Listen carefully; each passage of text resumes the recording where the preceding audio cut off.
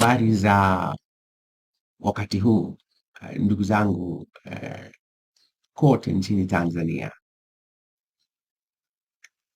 Assalamu alaikum, tumsifu Yesu Kristo na Bwana wetu Yesu Kristo asifiwe. Asanteni sana kwa kuendelea kusimama imara, kuipenda nchi yetu kama ambavyo Mwalimu alisema tuipende nchi yetu kama ambavyo tunawapenda mama zetu. Leo nikasema niwashirikishe mambo kadhaa. La kwanza na kubwa kuliko yote, tusitoke katika mstari. Hakuna uchaguzi.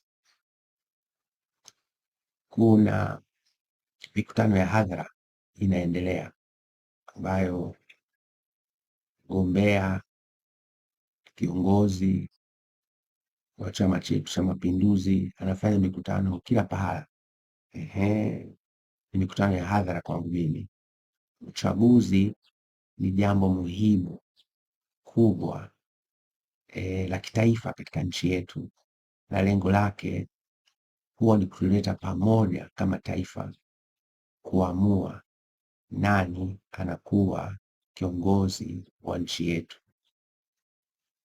Ni taasisi gani ya kisiasa, taasisi ya umma, chombo cha watu, chama cha siasa kinapewa dhamana ya kutoa uongozi wa serikali, lakini pia ni wakina nani, kwa maana ya vyama na mtu mmoja mmoja wanapewa dhamana ya kuwa wawakilishi wetu katika Bunge la Jamhuri ya Muungano wa Tanzania, kwa maana ya Jamhuri ya Muungano, madiwani kule katika ngazi ya kata, lakini pia rais wa Zanzibar, wawakilishi wa Baraza la Wawakilishi pamoja na madiwani katika wadi kule Zanzibar.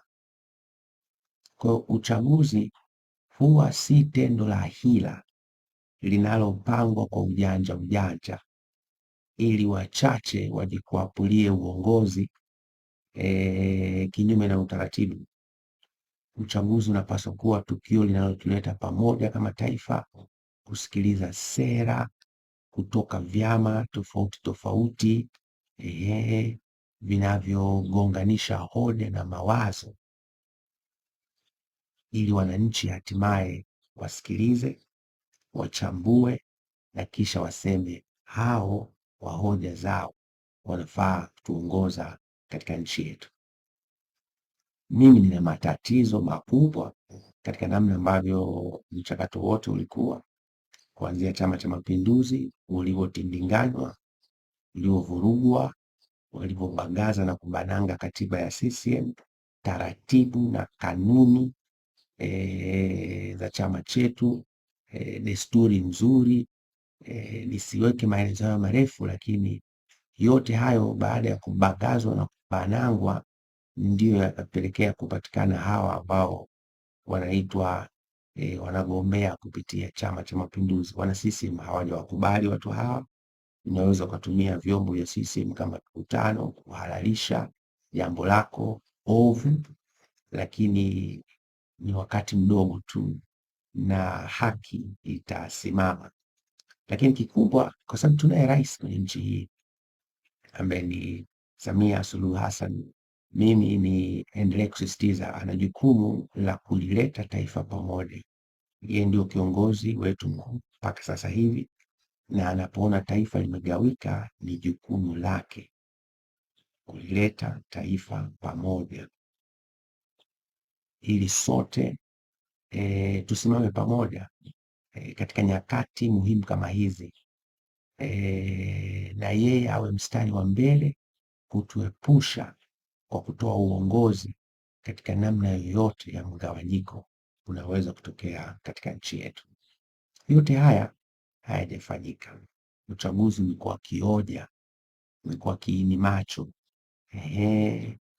Hata wale ambao tunaweza tukasema ndio kama wapinzani hivi, kiongozi wao mfungwa gerezani, anaendelea na kesi huko. Chama chake kimepigwa pini kubwa kweli, kisiwezi kufanya hata siasa katika nchi yetu katika msingi wa haki. Hili halikubaliki. lakini nchi imegawika, watu wanasikitika, watu wana huzuni kubwa.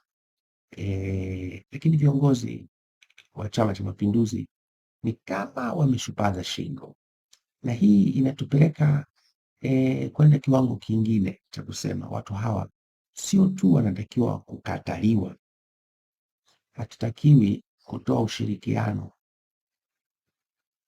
ikiwemo kuto kuhalalisha haramu wanaoifanya sasa hivi. Hivyo ni muhimu kwa kila mtu kufahamu. Mimi nasema kuto kushiriki uchaguzi ndio kitakuwa kitendo kitakatifu cha kuto kutoa uhalali kwa watu wenye dhamira mbaya na nchi yetu. Nilipenda hili nianze nalo vizuri sana. Leo nitaka niwasimulie mambo kadhaa. Moja, na nitakuwa nimepikipiki mambo mengi kwa sababu nilikuwa na tafakari sana, nawasikiliza maoni yenu. Mwingine anasema wanafanya iwe shule, wengine wanasema hapana, tuzungumzie mambo ya watu, na muda hautoshi, kwa nitakuwa nachanganya. Hivi mkisikiliza mgombea wa CCM amekuwa akitoa orodha ya vitu vya kufanyika, vitu ambavyo mkuu wa wilaya anaweza akafanya, vitu ambavyo mkurugenzi wa halmashauri anaweza akafanya, vitu ambavyo kwa kauli ya kiongozi mmoja, mkuu wa mkoa, na vikao vikiketi, jambo hilo linafanyika mara moja namna hii.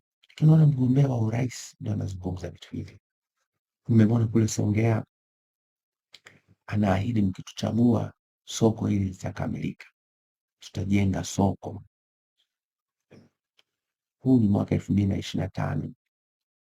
Soko ni jambo dogo sana ambalo kwa sera hizi za CCM linaweza likakamilika ndani ya muda mfupi kabisa na lisisubiri uchaguzi mkuu. Swali la kujiuliza, kama haikuwezekana kuweka soko, ni kitu gani kingine kitawezekana katika miaka mitano inayokuja? Kama haikuwezekana kujenga hizi flyover tuliziahidi mwaka 2020, ni kitu gani kitawezekana katika miaka mitano inayokuja? Tuliaminisha watu kutoka mwaka 2015 kuhusu miradi ya kimkakati mikubwa ambayo ikikamilika, utekelezaji wake unahusisha watu wengi, kukamilika kwake kunahusu watu wengi. Nikimsikiliza Mama Samia, silioni hilo likitoka. Unasikia tu ni orodha ya vitu vidogo vidogo, Kiingereza ningesema practical needs, mahitaji madogo madogo, ndio hayo yanatuahidi. Tafsiri yake nini?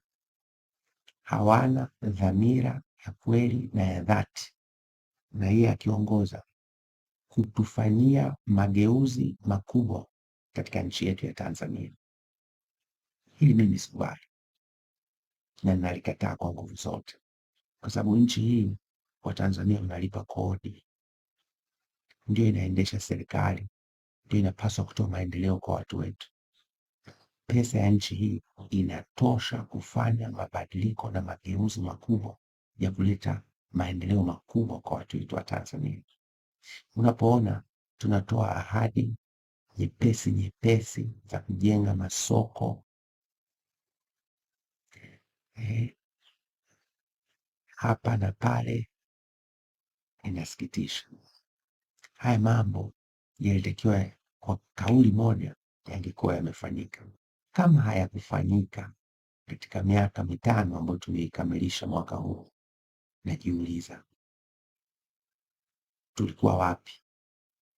Kwa nini hatukufanya?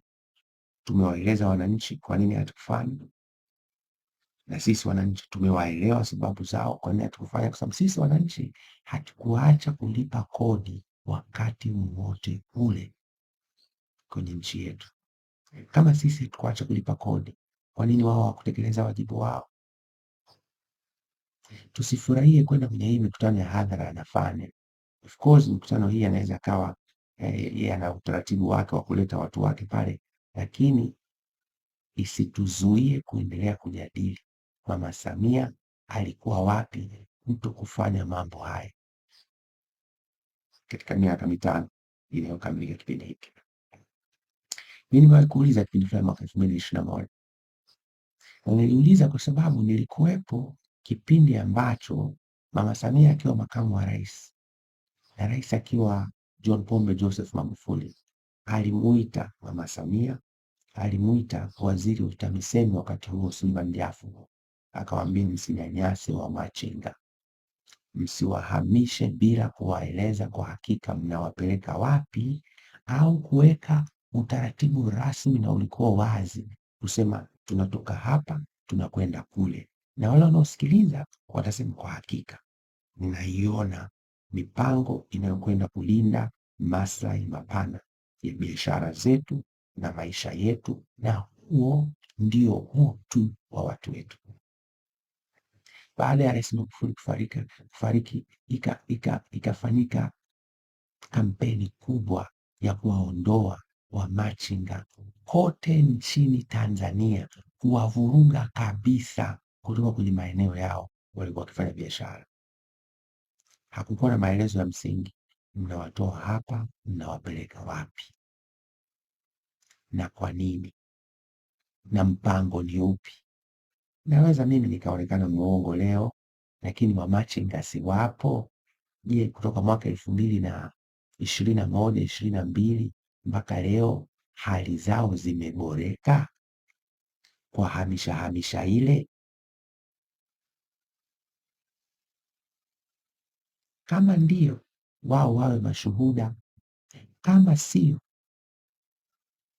ni wakati wa kutafakari ya kwamba kama wameshindwa kujenga mustakabali mpana wa wafanyabiashara hawa wadogo wadogo, ni mustakabali upi wanatuahidi katika miaka mitano inayokuja? Au ndio ile hadaya jukwaani, ukiomba kura na baada ya kupata kila mtu ajijue, kila mtu afe na lwake? Mimi nimekataa kuwa sehemu ya uongozi unaoendeshwa kwa ahadi zisizokuwa na kweli.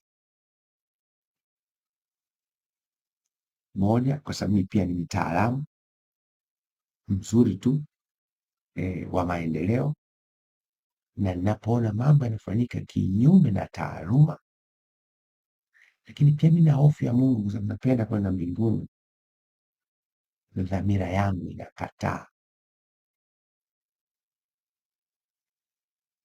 Na tulianza mfano mmoja mdogo pale Mwenge, tuliwaambia wamachinga waondoke pale kwenye stendi, tukawapeleka kule njia ya kwenda Coca-Cola kwa kuahidi soko likikamilika tutawarudisha. Ninawauliza wamachinga wa Mwenge, baada ya soko kukamilika, je, mmerudishwa ndani?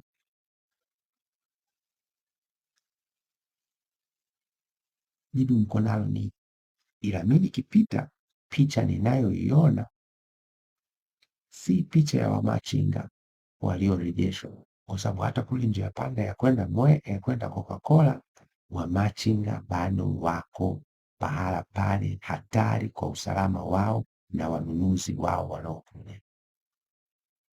Hili halikubaliki.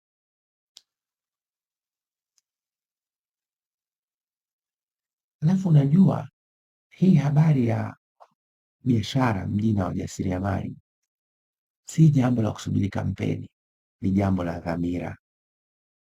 Mimi sioni dhamira ya Mama Samia na maelezo yanayotolewa kwenye kampeni. Iko mtu anasema una chuki. Chuki ya nini? Hakuna chuki. Nimeamua kusema ukweli, na kama yupo mtu mwingine ana ukweli mzuri zaidi kuliko niliokuwa nao, na hakuseme tusikilize, alafu mimi watu watanipuuza. Nilipata kuwa mkuu wa wilaya wa kwanza wa wilaya ya Ubungo. Pale Ubungo kuna soko la Mahakama ya Ndizi. Nilipong'amua hila inayofanyika pale sokoni, kulikuwa kuna kikundi cha watu wachache kinakusanya mapato kinyume na sheria.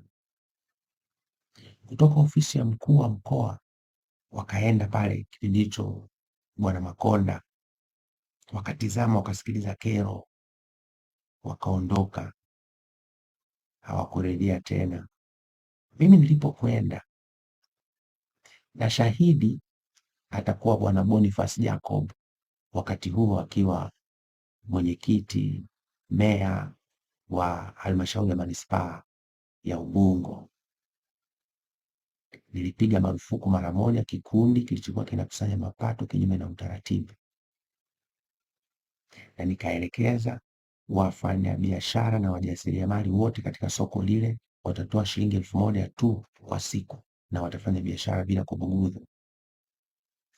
Wakati mkuu wa mkoa anakwenda pale, alielekeza watu wafanye ukaguzi wa ni shilingi ngapi soko lile lilikuwa linatengeneza. Kwa mwezi lile soko lilikuwa linatengeneza milioni 690.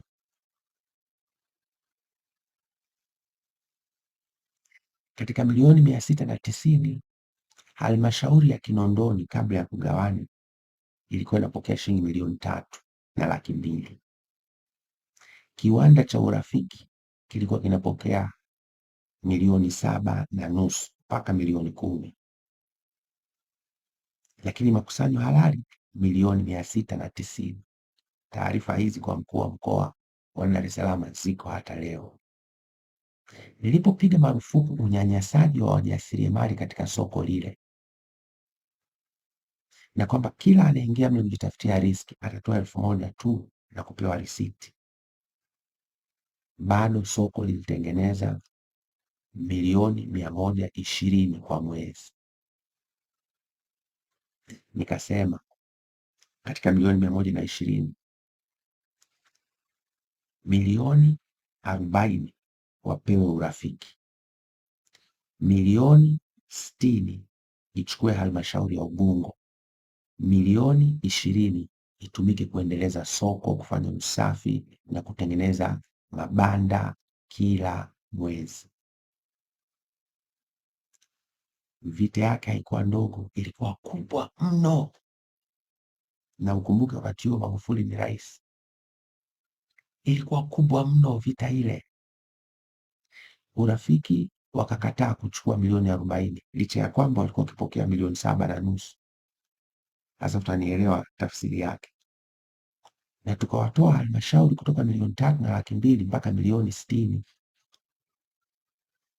Baadaye majukumu yalibadilika, nikafanya kazi kwenye Chama cha Mapinduzi. Lakini niambie leo, ukipita soko la Mahakama ya Ndizi, je, mazingira yameboreshwa?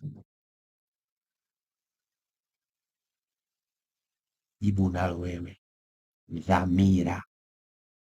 Dhamira. Serikali hii inayoongozwa na Mama Samia haina dhamira ya kutatua kero za watu. Niliwaeleza kuhusu habari ya mwendokasi.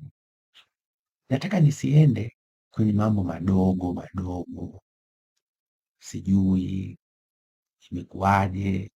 Nataka niwaeleze picha pana ya mwendokasi na namna ambavyo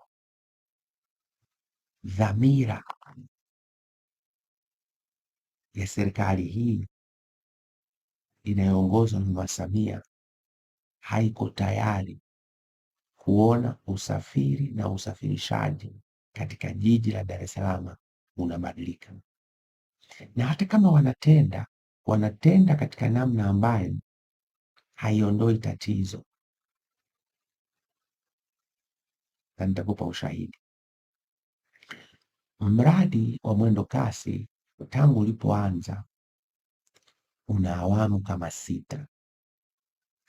Awamu ya kwanza ni kutoka Kimara mpaka Kivukoni na ina matawi mawili, moja la Magomeni kwenda Moroko na pili kutoka Faya Kariakoo mpaka Gerezani. Hiyo inafanya kazi na ndio imekuwa ikichechemea mpaka leo.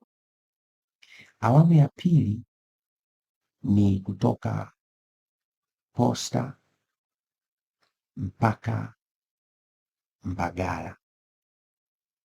Awamu ya tatu ni kutoka Posta mpaka Gongo la Mboto. Awamu ya nne ni kutoka Posta mpaka Tegeta. Tegeta pale mbele kidogo Tegeta.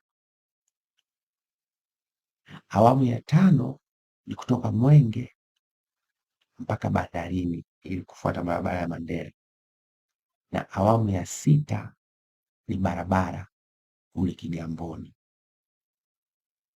Sasa ninachotaka kukuambia, mimi nilipata bahati na mshukuru Mungu kuwa mwenyekiti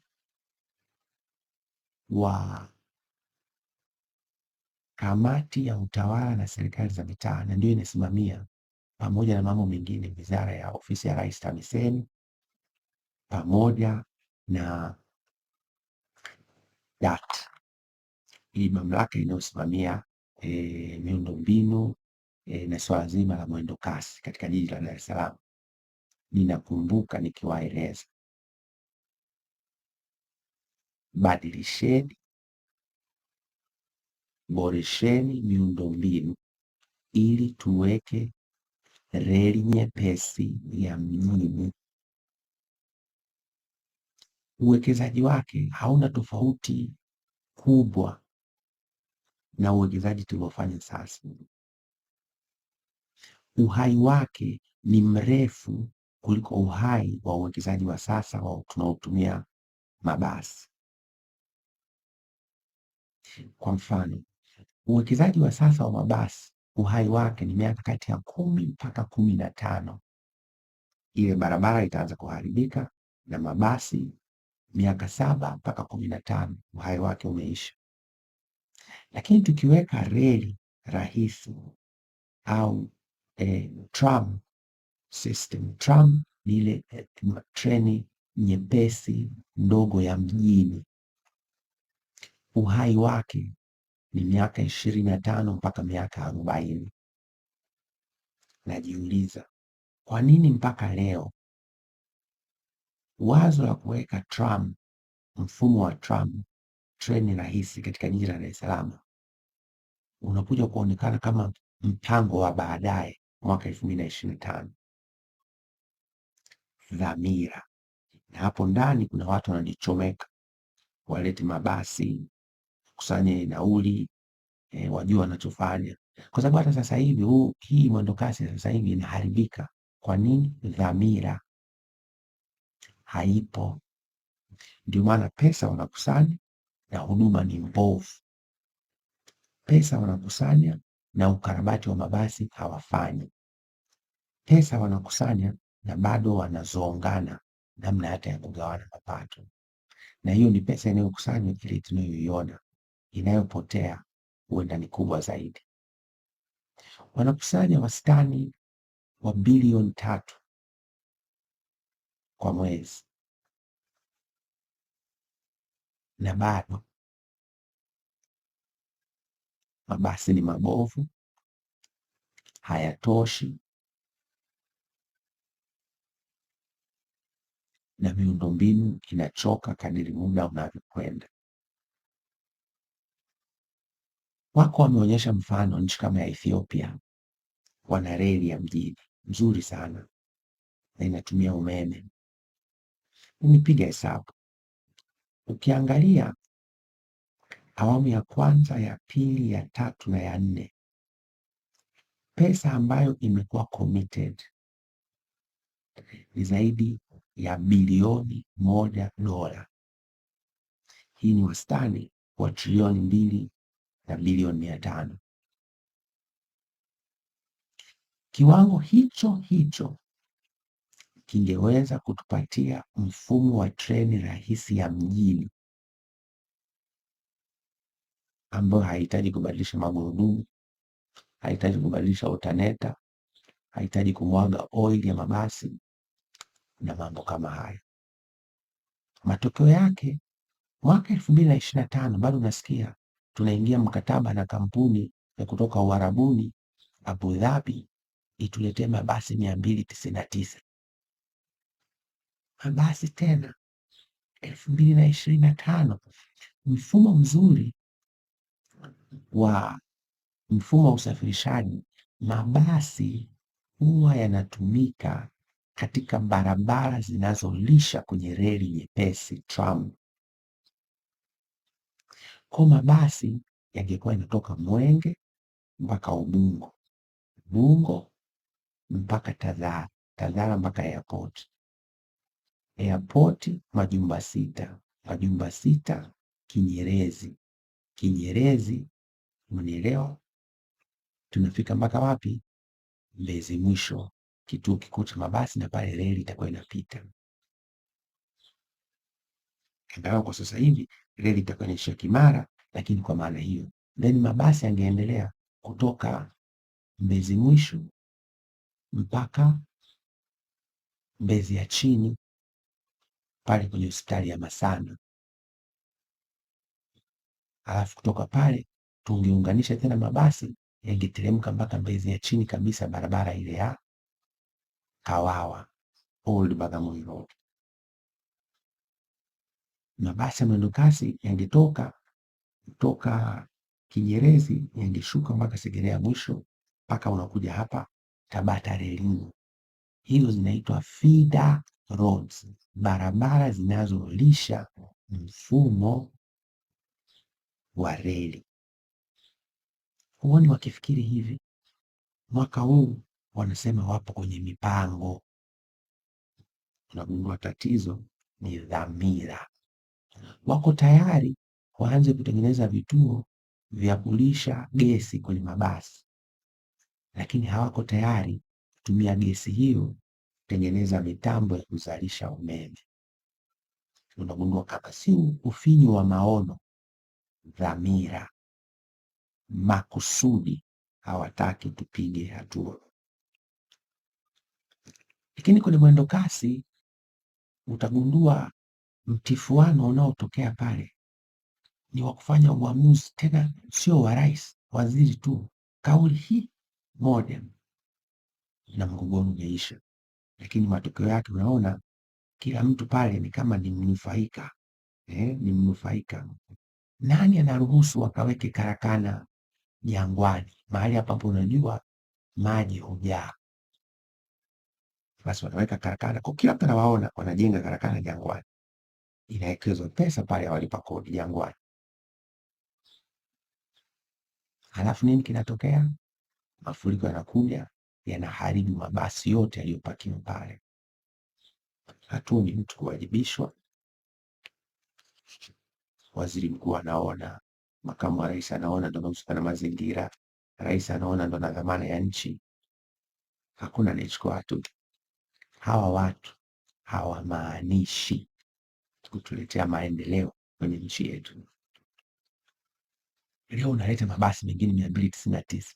Nauliza, nimewaambia kwa bilioni $1 tungeweza kutengeneza mfumo wa tram Dar es Salaam kwa kutumia fezi hizi ya kwanza, ya pili, ya tatu, ya nne, kwa muundombinu uliokuwepo na maboresho madogo. Tutaongeza substations, mifumo ya umeme, basi tungaliweza kuwa na mfumo wa treni mkubwa zaidi Afrika baada ya wa Ethiopia kwa bilioni $1 au trilioni 2 na bilioni 500.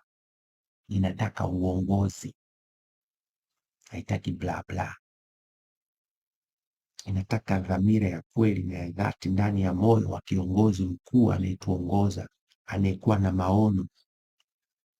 Maono ni yale mambo makubwa mazuri ambayo mkuu wetu anayaona mbele, na akieleza anatushawishi kumuunga mkono. Leo ukimsikiliza kiongozi wetu mkuu, anakushawishi kumuunga mkono, anakushawishi au anazungumza vitu ambavyo alitakiwa kuwa ameshavifanya katika miaka 5 iliyopita. Tafakari, ipende nchi yetu Tanzania, tunayo hii tu. Leo hii ninaambiwa idadi ya mabasi imekuwa ndogo mno. Kwa nini? Wanakusanya nauli, hawafanyi ukarabati, hawatengenezi mabasi, mabasi ni mabovu, lingine mengi, lakini moja limetaka kuwaka moto juzi na kudhuru watoto wadogo na abiria waliokuwemo. Kwa nini? Kwa sababu pesa inakusanya, kama haiendi kwenye maboresho, kama haikarabati mabasi ambao ndio lengo kuu la msingi, unataka sisi wananchi tuseme nini kama sio mnakula hela hiyo? Huo ni wizi, ni ufisadi, na watu wanatakiwa kwa wakati sahihi, wakati wake Mungu wetu wa mbinguni, kuchukuliwa hatua kali kwa ubadhirifu mkubwa wa miundombinu hii inayotoa huduma za usafiri na usafirishaji katika jiji la Dar es Salaam. Siku hiyo inakuja, na mimi nawaomba sana Watanzania wawe na amani tena, wawe na mshawasha wa kuifikia siku hiyo ambapo haki inakuwa msingi wa namna tunatoa uongozi katika nchi yetu. Lakini Watanzania wao mnapendaga pia ni wachomekee vitu. Nataka kusema, nimsikia mgombea mwenza anazungumza kuhusu kuikomboa Tanzania, atamsaidia Rais Samia kuikomboa Tanzania, na mimi namwambia Tanzania ilishakombolewa. Ilikombolewa 61 kwa Tanganyika kupata uhuru, ilikombolewa 64 kwa Zanzibar kufanya mapinduzi, na ilikombolewa tuli consolidate ukombozi wetu kwa kuiunda Jamhuri ya Muungano wa Tanzania. Ukombozi ulishakamilika. Shida ni viongozi wasiokuwa na dhamira ya kweli na ya dhati kuyaishi maono ya Mwalimu Julius Kambarage Nyerere.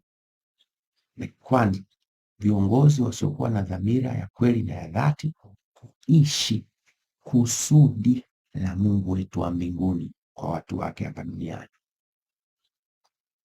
Unapokuwa kiongozi, huleti matunda mazuri, mambo mazuri kwa watu ambao ni watu wa Mungu.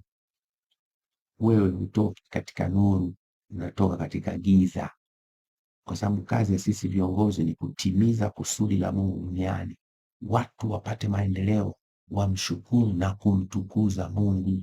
Na hapo ndipo kazi ya pili ambayo inakuwa inashajiisha kutokana na kazi nzuri ya kwanza ya kutimiza kusudi la Mungu duniani kwa kutoa maendeleo mazuri kwa watu, jina la Mungu linatukuzwa.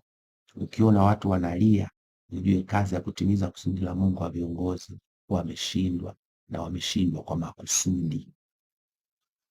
Viongozi wanaoshindwa kutimiza kusudi la Mungu duniani hawatokani na nuru, hawatokani na Mungu wetu wa mbinguni. Sasa ni vizuri ikafahamika, anasema atasaidia kuleta ukombozi, na mimi namwambia tulishapata ukombozi. Saa hizi tuna shida mbili. Ya kwanza, tulianza kazi ya ukombozi wa kiuchumi, economic liberation, alipoingia John Pombe Joseph Magufuli na mgombea mwenza Samia Suluhu Hassan. Kazi hiyo ilifanyika kwa mafanikio makubwa. Tanzania ilikuwa kinara Afrika na duniani, ilifanya mambo hayakuwahi kufanyika. Baada ya Rais Magufuli kufariki, tumerudi nyuma mbali sana. Hatuzungumzi ukombozi wa kiuchumi tena, hiyo lugha imepotea. Mungu hata wanasema wanyonge hawahusiki. Mama Samia anayumba saa zingine, anasema mimi siongozi wanyonge, alafu baadaye anasema hawa wanyonge wenzangu, nagundua anatuchenga. Uongozi serious hautaki kuwachenga wananchi. Na Mama Samia, usikasirike unapoambiwa ukweli kama kiongozi, kwa sababu ukweli humfurahisha mfalme na si uongo,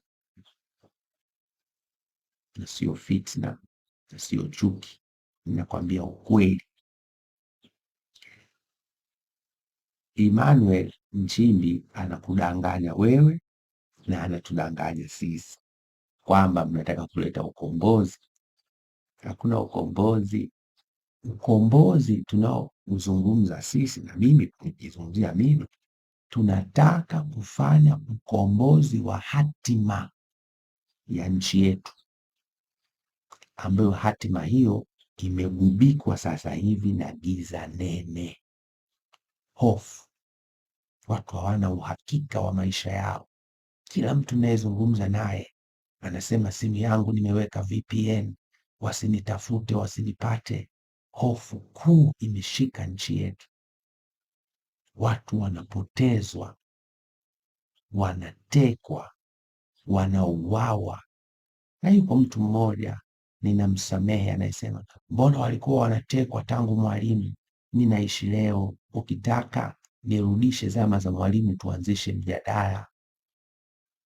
Wanatekwa watu leo, wana hofu kuu.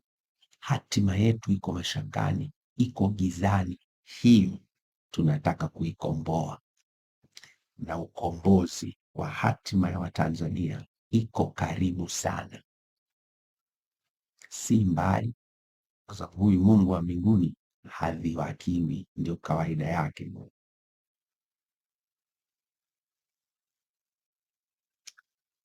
Lakini kwa sababu nisimwache ndugu Nchimbi hivi hivi, unajua polisi wanatumika saa ingine vibaya, kutisha tisha, kupiga piga watu na kushiriki kwenye vioperesheni vya uovu.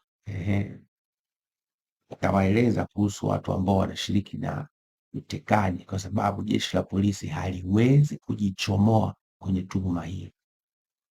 Na wala wasio na wasiwasi, siku inakuja hawa watakiri dhambi hizi na hatua kali zitachukuliwa dhidi ya wote wanaoongoza magenge ya kunyamazisha, kutisha watu, kuteka na kuua watu. Jeshi hili la polisi, uongozi wake una kesi ya kujibu. Na mimi nawaambia sasa hivi, mimi sina matatizo, nawaambia sasa hivi. Jamaa yangu mmoja yuko idarani akasema, lakini Polepole, mimi natazamia baada ya uchaguzi maisha yako atakuwaje? Nikasema, nakwambia nani? Kuna uchaguzi, hiki ni kiini macho. Hilo la kwanza. Nikamwambia, akasema baada ya siasa hizi. Nikamwambia sifanyi siasa ya uchaguzi. Mimi nazungumza mambo ya msingi ambayo nchi hii uongozi wake chini ya Mama Samia na serikali yake wanabagaza na kubananga haki za watu. Nikamkumbusha mwaka 2021 nilipofanya shule ya uongozi tulikuwa na uchaguzi. Akasema mwaka ule ulikuwa humsemi rais. Nikasema nimetumia miaka 4 kujiridhisha, shida ni uongozi kutoka juu kwa Rais wa Jamhuri ya Muungano wa Tanzania Mama Samia Suluhu Hassan. Akasema lakini unajua kwamba urais ni taasisi, ukimsema rais umesema vyombo vyote. Nikasema ni kweli, kwani rais akiwa na makosa tafsiri yake ni nini? Ninyi wote hamumsaidii. Akasema lakini unajua hakuna mtu ambaye kubishana na serikali akafanikiwa. Nikasema usiwe na wasiwasi. Akaniambia au ndio umejitoa mhanga kama Daudi? Nikamwambia mfano wa Daudi mzuri. Na mimi nikamhakikishia serikali hii na vyombo vyote vya ulinzi na usalama havikujua mimi nitazaliwa Tanzania. Yuko aliyejua, Humphrey Hezron Polepole siku moja atazaliwa katika Jamhuri ya Muungano wa Tanzania. Huyo peke yake mimi ninamwogopa, na nikienda kwake ninanyenyekea. Vyombo vya ulinzi ndio maana vinaitwa vyombo, ni kama vyombo vya kupikia, ni vyombo vyetu.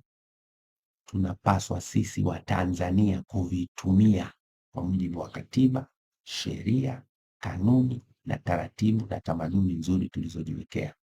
Vyombo hivi ni mwiko kwa asili yake kujigeuza na kuanza kuwatumia Watanzania, ni mwiko.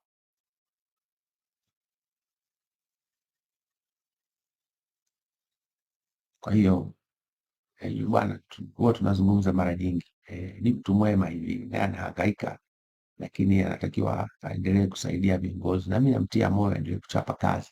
akiisubiri siku ambayo haki itahukumu.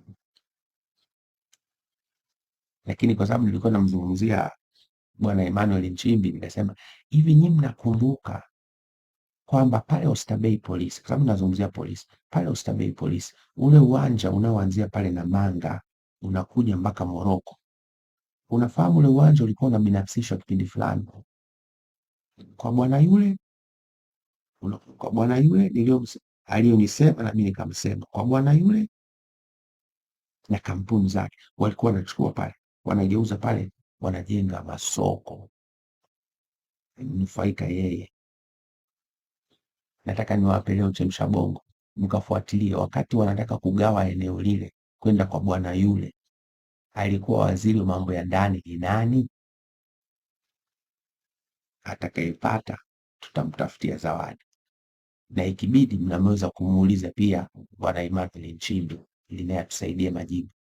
Ni nani aliyehudumu kama waziri wa mambo ya ndani aliyetaka kuligawa eneo la police line hapo Namanga Moroko, hapo polisi ya Oysterbay, lile eneo lote.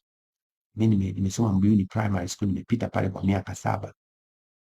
Alitaka kuligawa lile kwenda kwa bwana yule anayetubagaza mpaka kwenye madini. Aliyekuja kuzuia ubagazaji ule wa rasilimali za Watanzania na za jeshi la polisi si mwingine, ni mtu anayembeza kwenye kambi yao ya CCM mtandao, ni John Pombe Joseph Magufuli. Kwa nataka mumuulize Nchimbi atusaidie kutusaidia ni nani alikuwa waziri wakati ule. Nimemsikia Mheshimiwa Rais anazungumza kuhusu nywa nywi. Nikasema mtu mmoja anamsaidia rais, labda wale wazee wale washauri Bulembo, Omar Hadi Heri pamoja na Luwavi, wawe wanakaa na rais kwa unyenyekevu, wamsaidie rais. Ni baba yetu na mama yetu, hizo jinsi zote anazichukua rais. Huwezi kwenda kuwaambia watu kwa lugha kama ya kubana pua, nywa nywi. Ni mwiko. Wale watu ndio msingi wa mamlaka yote. Hata uamiri jeshi mkuu wako hautakiwi wala kujitambulisha, umetoka kwao. Nimeona mara kadhaa, unajua mara kadhaa rais amewahi kujitambulisha, niliyesimama hapa ndio rais. Inawezekana wasaidizi hawakumwambia. Yule Brigadier General Shauri, nafikiri anaitwa hivi, pale nyuma yake Kiingereza anaitwa ADC, AD Camp, Kiswahili wanamsema mpambe. Yule sio mlinzi wa rais, yule ana kazi moja kubwa, kumtambulisha rais wetu na mkuu wa nchi na amiri jeshi mkuu, kwa sababu hapa Tanzania hakuna mtu mwingine awaye yote ambaye anaposimama nyuma yake kuna Brigadier General amevalia uniform ya jeshi nyuma yake, isipokuwa amiri jeshi mkuu. Hata asipojitambulisha, ukimwona Brigadier General kasimama nyuma ya mtu anazungumza na nini au anatembea, huyo ni mkuu wa nchi, amiri jeshi mkuu na rais wetu. Nitaka mfahamu hilo. Kwa si vizuri Mama Samia unapoenda kwanza kujitambulisha tena inaonekana unatufokea, na hatuja kukosea, unatutisha. Na wewe utishi, kwa sababu anaitisha ni Mungu peke yake. Unasema hakuna atakayevuruga uchaguzi. Ni kweli, hata sisi hatutaki mtu avuruge uchaguzi. Unachotakiwa kujua kwa nini watu wana malalamiko, hilo ndio unatakiwa kujua. Sioni ukifanyia kazi malalamiko na kuona ukipuuza malalamiko ya watu. Na hapa nataka kusema kitu kimoja, na nimewahi kusema, CCM itaharibikiwa siku ikianza kupuuza wananchi. Haya maneno niliyasema mwendo mrefu wa miaka 5-6 iliyopita. CCM itaharibikiwa ikianza kupuuza wananchi, na nataka nikwambie Mheshimiwa Rais Samia, CCM ikifanyaga vizuri hainaga mpinzani, ikifanya vizuri kabisa hainaga mpinzani, na sapoti yake huwa inatoka kwa watu. CCM ikifanya vibaya, CCM ikifanya vibaya huwa inatengeneza upinzani, ndio kina Chadema wanainuka juu, wapinzani wa kweli. Achana na kipindi kile wako na mzee Mbowe, naye kidogo ni mtu naye isijikite huko, lakini mpinzani wa kweli wa Chama cha Mapinduzi kinapoanza kupuuza watu ni wananchi wenyewe.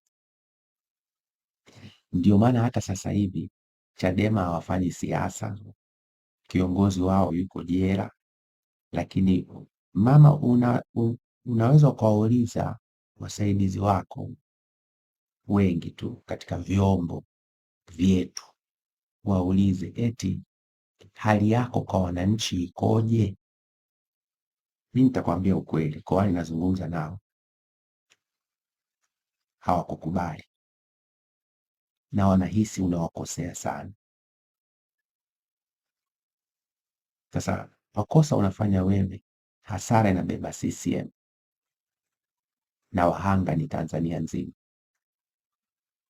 Nikusihi usirudie tena kuwatisha Watanzania kwa dhamana waliokupa. Unaweza ukafokea wezi, unaweza ukafokea mafisadi, unaweza ukafokea wala rushwa, kitu ambacho hufanyi Mama Samia, hufanyi. Na watu wanajiuliza dhamira yako ni nini? Tunarudi pale pale, dhamira.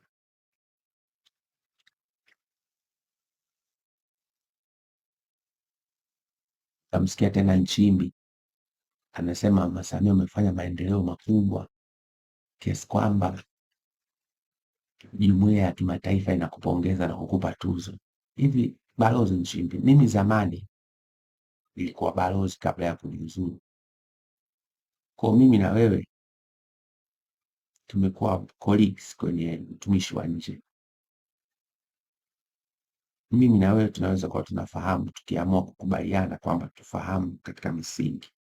Hivi sifa ya kwanza rais akifanya kazi vizuri inatoka ndani ya nchi au nje ya nchi? Kwani unataka kumdanganya na kumwonyesha unamburunganya Mama Samia? Lakini kule ni kumburunganya Mama Samia kwamba unafanya vizuri, umesifiwa, umepewa tuzo kutoka nje. Umemwambia Mama Samia anatizamwa vipi kwa watu? Na mimi nikwambie, watu hawatapiga kura mwaka huu kwa sababu wameona hadaa kubwa.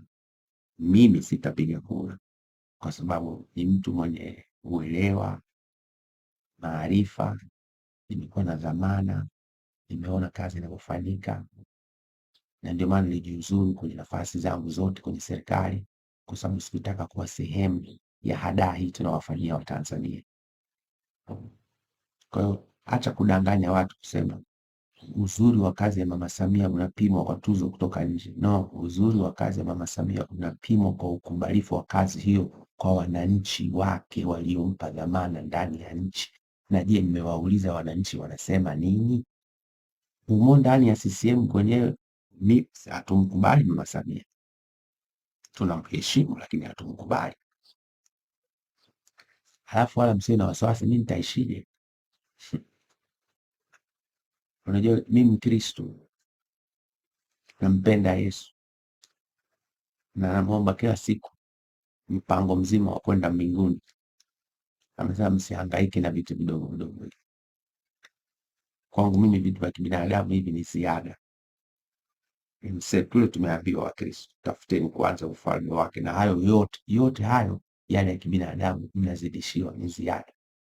Mimi sikuandikiwa kufanya kazi kwenye serikali, ila nimeandikiwa kusema ukweli, na nitasema ukweli hata kama niko peke yangu, out of all conventions, sitarudi nyuma.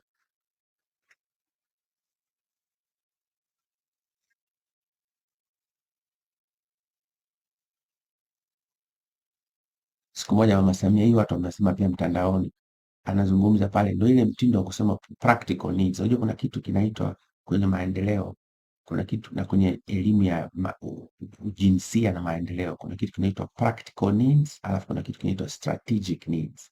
Strategic needs ni mahitaji ya kimkakati ambayo ukiona mtu amelitamka unaona jambo kubwa linatatua kero nyingi za watu. Alafu kuna kitu kinaitwa practical need, ni jambo la kawaida, mtu akilitatua ni hilo tu, kama kujenga soko, practical need. Lakini kujenga mabwawa matano ya kuzalisha umeme ni strategic needs, kwa sababu utapeleka umeme kwa watu wengi zaidi. Tumezalisha hata bwawa moja la kujenga umeme kutoka mwaka 2020 mpaka 2025. Tulitakiwa tutengeneze mabwawa kati ya 5 mpaka 7 na station za kuzalisha umeme kwa gesi na kwa maporomoko ya maji. Hakuna. Unazungumza habari ya kujenga vituo vya afya, vituo vya afya bila umeme.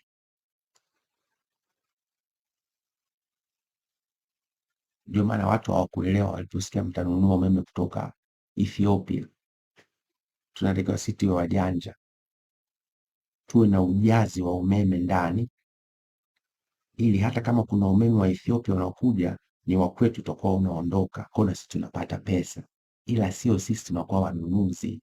Ni kweli tupo kwenye East African Pool, tupo katika lile bwawa la ujazi wa umeme la Afrika Mashariki, lakini na sisi tumejaza umeme. Ndio mnatengeneza vituo vya kujaza gesi, mabasi ya mwendo kasi, wakati mwaka 2025 tunapaswa kuwa na reli na treni za mwendo kasi ndani ya jiji la Dar es Salaam kwa pesa ile ile trilioni 2.5. Tukimaliza Dar es Salaam ingekuwa mji mmoja kama ile tunaiona Ulaya. Mimi nilipelekwa na serikali Ulaya mara ya kwanza mwaka 2000, tukatua pale Amsterdam Uholanzi, tukachukua treni ya mwendo kasi mpaka Den Haag, mji mnaita The Hague Uholanzi. Tukafika kule tukapanda reli nyepesi, ndio hiyo tram naita, nikakaa hapa kichwani.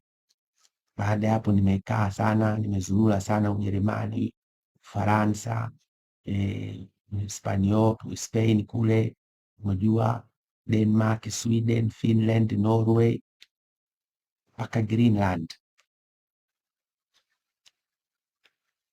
Nimeona ile imekaa kichwani.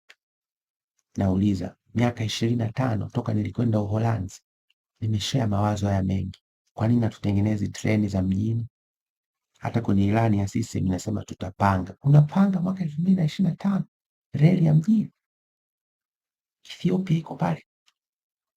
Kama tulitumia 6 trillion, tukatumia 7 trillion kwa ajili ya bwawa la Mwalimu Nyerere pamoja na reli ya mwendo kasi kwenda Dodoma, tunashindwa nini kutoa 2.5 trillion tukatransform jiji la Dar es Salaam lenye wakazi wengi kuliko jiji lolote katika nchi yetu? Dhamira. Dhamira. Sasa nyinyi mnaonisikiliza mtakuwa mnaniambia kuna dhamira ipo au haipo? Kama haipo, si wameng'ang'ana, wameshupaza shingo kuendelea na hiki kioja kiini macho cha uchaguzi na mikutano ya hadhara? Na mimi nitakuwa hapa msimamo tunavyoendelea, lakini jambo la msingi, hakuna uchaguzi mpaka tumefanya mwafaka wa kitaifa kulileta taifa pamoja. Kinyume na hapo hakuna kupiga kura. Yaani ile tarehe 29 mtu asionekane kituoni. Mimi sitakwenda kituoni, na watu wote wenye mapenzi mema, unaipenda nchi hii, usiende kumpa uhalali mtu asiye na dhamira ya kweli na ya dhati kutatua kero za Watanzania. Nahuzunika kwa sababu ni mama, lakini pia ametufundisha kitu kingine. Sio kuhusu ni mama au ni baba, ni mtu mwenye dhamira ya kweli na ya dhati, mwenye hofu ya Mungu na uadilifu usiotiliwa shaka, si mtu mbabaishaji. Mwisho, leo nataka niwaambie, nimepata taarifa kutoka maeneo manne ambayo imekuja moja kwa moja kwa ushahidi.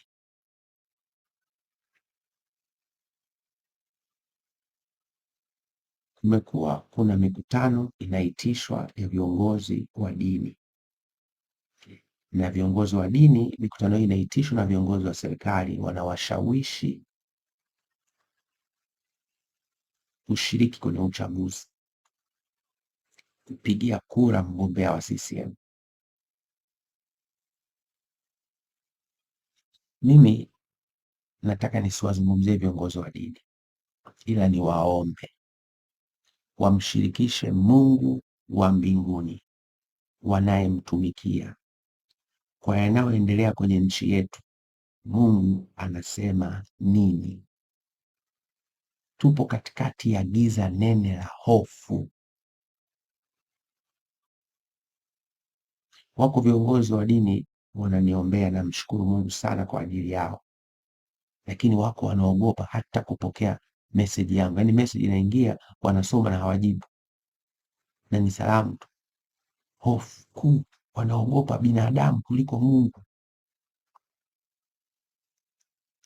Na niwakemee ninyi viongozi ambao mmekuwa mkifanya mikutano hii. Mkutano mmoja mlifanya pale Usigo, maeneo kama Gongo la Mboto huku na jimbo la Ukonga. Alikuwepo mwana CCM mmoja, jamaa yangu sana, akaniambia kuna mchungaji sijui au sijui mtu wa dini akasimama, kwa sababu walianza kuzungumza kuhusu Mpuzeni Polepole, kama nyinyi viongozi wa dini mnatakiwa kumtenga. Nyinyi CCM viongozi mnaweza mkaingilia ametengwa na dini yetu au dhehebu ninalo shiriki?